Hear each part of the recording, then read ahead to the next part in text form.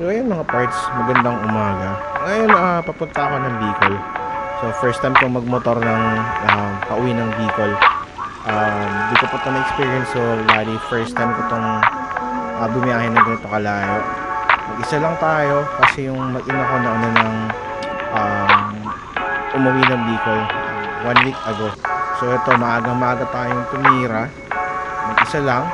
Hopefully madami tayong makasabay ng pauwi din ng probinsya. So ayun, tara, samahan nyo ako.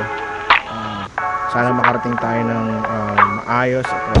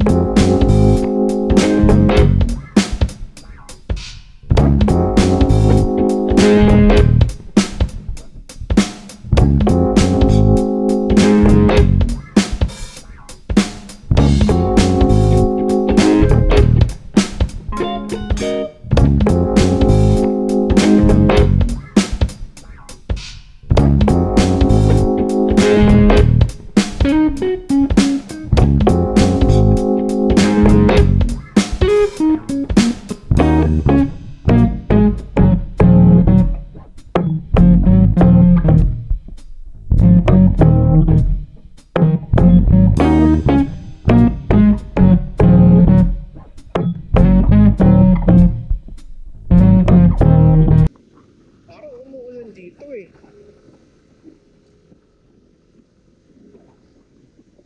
Yan. So ayun, good morning. Papunta ako ng Bicol ngayon.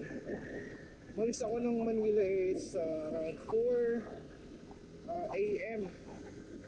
Around 6:52. 3 hours ko tinakbo tong itong manok, Quezon. So ayun, nakakatuwa lang kasi andito na tayo. Oops. There you go. Dami siklista. Ride safe there.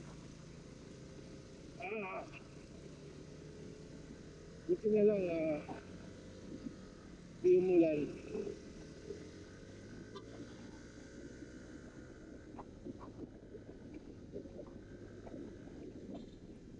Dapat sasabay ako sa lalakyan ng ate. Kaso syempre, minsan lang ko eh. Pagkakataon ko lang makapag-motor pa uwi. Sarap lakas isa. Ride safe, sir!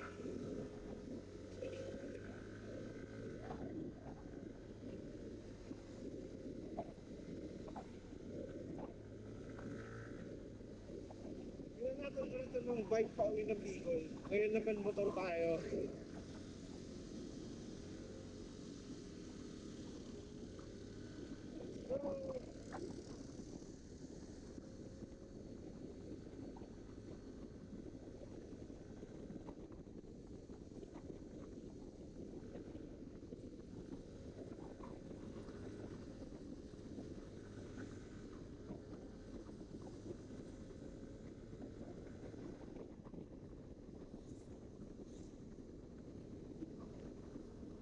Ang dami nagmumotor dito. Picture nga muna tayo.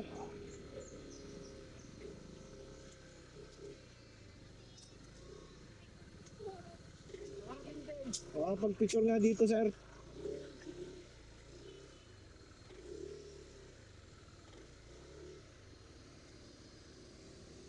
Picture muna tayo. Isa to sa mga dapat di mawala habang nagbabiyahe kayo. Ang mag-picture. Ito si Seth. Sir, ano ang pangalan mo? Brian ba? Dyan. Gubulag ako. Ano ako sa vlog ko?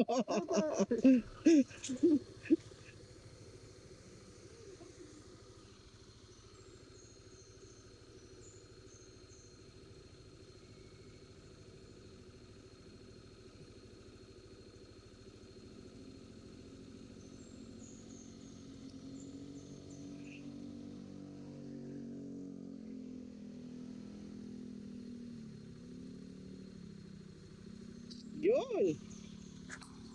Ito, pakit na kami ng Atimunan Sigsag Road. Sarap!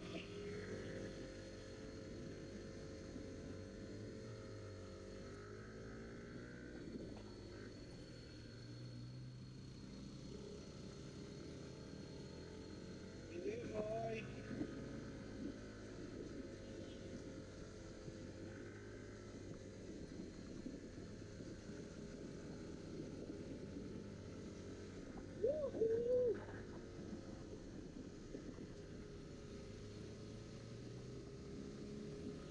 Buti na lang ang daming nagta-traffic dito kaya okay lang.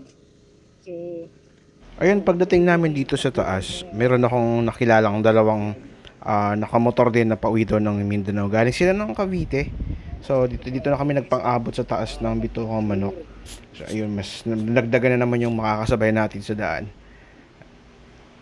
Ito, tigil muna tapos picture ulit. Wala kang katapos ng picture. Okay.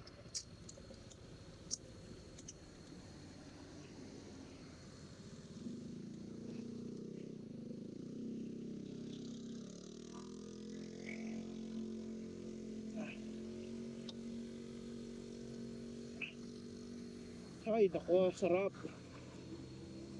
Eto, masaya sa mga nagmumotor eh. Yung naiikot mo to, no? Ayan, no? Ang ganda ng panahon.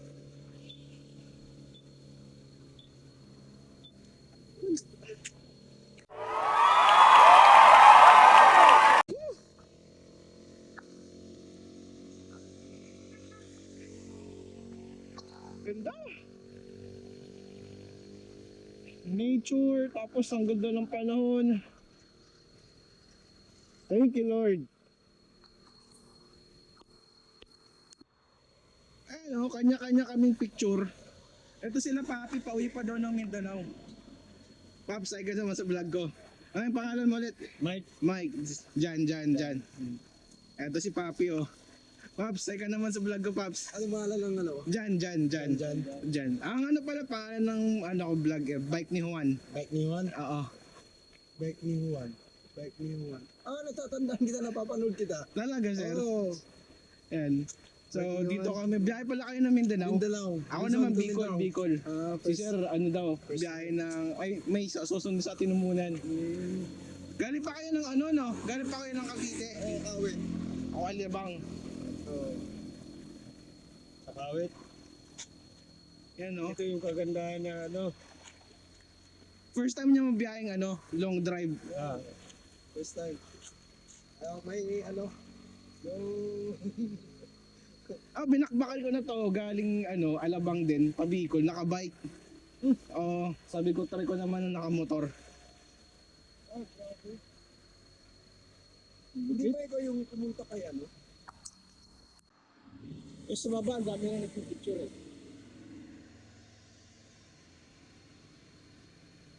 Sarap magmotor. Walang ulan. So kayo dyan, yung mga nagbabalak magmotor, masama tayo dito.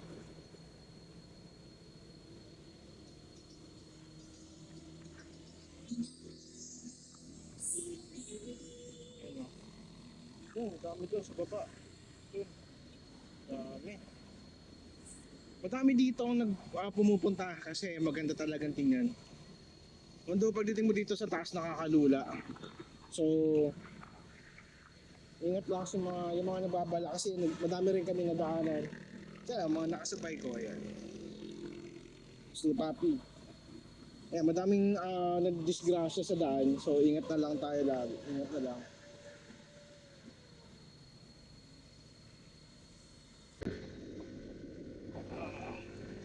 Oh, in the house, yeah.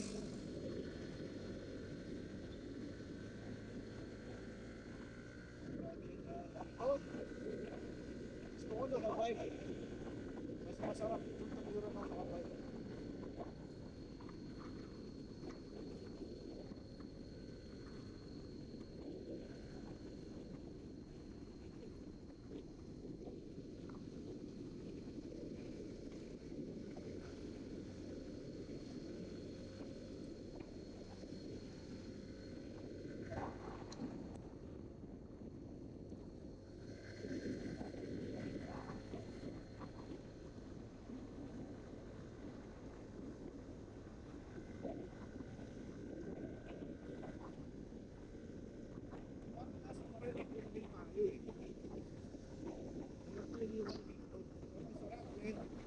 Ang sarap ng motor.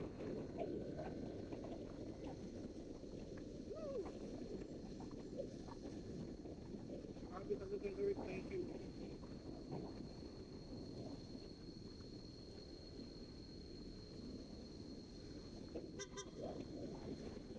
Last week, stress na stress ako eh. Stress sa trabaho, sa pera. Pero buti na lang, meron tayong ganito. Yung mga tropa natin dyan, mga nagmumotor na nagbabike. Pag stress kayo, wala kayong nagagawin. Ang pastor sa motor pa sa bike. Tanggal yan. Kanina nga, nagkanda-ligaw-ligaw na ako, natawa na lang ako sa sarili ko eh. Dinami-dami na ng mga diversion road dito. Di ko na alam kung saan pupunta. Kaya may nakasabay ako ngayon, ito, dalawa pa uwi ng Mindanao, galing pa daw sila ng Cavite. So sabi nila, around 2 to 3 days ang biyahe. Depende kung may stopover o wala. Tapos kung maulan. Yan, sila Paps, ingat kayo. Pero sasabay ako kasi biyahe ko pupunta ng Legazpi. Sasabay ako sa kanila hanggang Legazpi.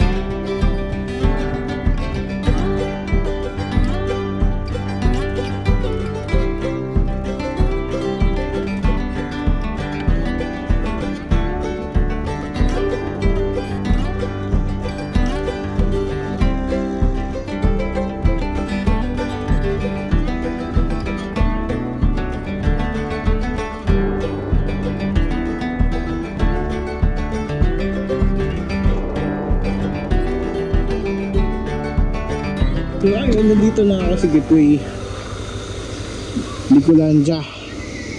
Cam Norte na tayo.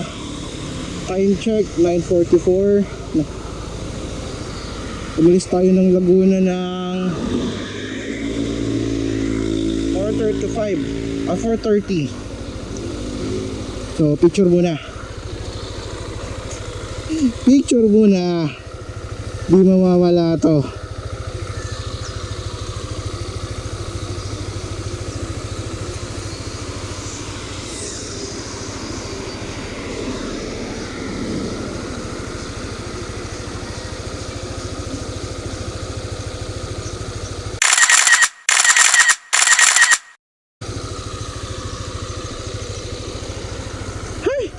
Grabe. Kala ko ba takbong 20 lang. So, pagdating dito sa Gateway Bicolandia, syempre, picture-picture muna tapos report kay Commander para huwag mapagalitan. So, sa mga kapwa ko dyan na nagmumotor o nagbabike, huwag niyong kakalimutang mag-report para di tayo napapagalitan.